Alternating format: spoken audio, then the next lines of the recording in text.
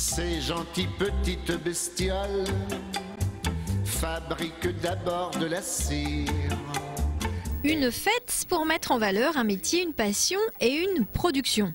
La fête du miel a eu cette vocation d'expliquer aux plus petits, comme aux plus grands du reste, la récolte de ce produit issu d'un labeur acharné, les vertus du miel, de la cire et de tous les dérivés, notamment la propolis. Dans la ruche, l'abeille rapporte de la propolis. C'est une résine qu'elle prend sur les peupliers, sur différents arbres et qui a des fonctions antibiotiques. Ça isole l'intérieur de la ruche. Quand elles communiquent à l'intérieur de la ruche, elles arrivent à faire une caisse de résonance qui leur permet de mieux communiquer.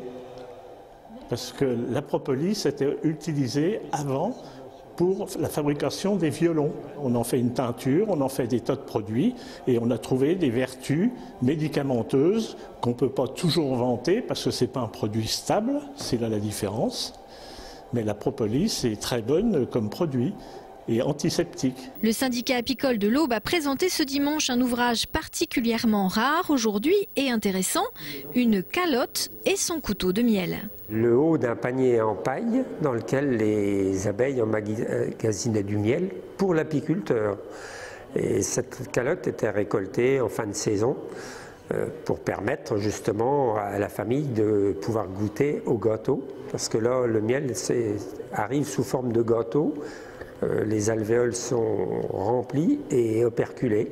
Donc ce fameux gâteau était découpé de la calotte et conservé pendant plusieurs mois tel quel. Outil de l'apiculteur, extraction du miel, vie dans la ruche, la fête du miel a été l'occasion de prendre ou de reprendre conscience que protéger l'abeille et son environnement est une nécessité. Et c'est là qu'on voit l'ingéniosité des abeilles et la qualité de leur travail. Parce qu'il n'y a absolument rien qui définisse, on peut dire, ces fameux gâteaux. Et quand on voit l'architecture utilisée, on peut être qu'émerveillé par leur travail et leur savoir-faire. Rendez-vous l'an prochain pour une autre rencontre autour du miel. En attendant, redécouvrez les plaisirs de ce nectar et des autres productions de l'abeille chez les apiculteurs de l'Aube.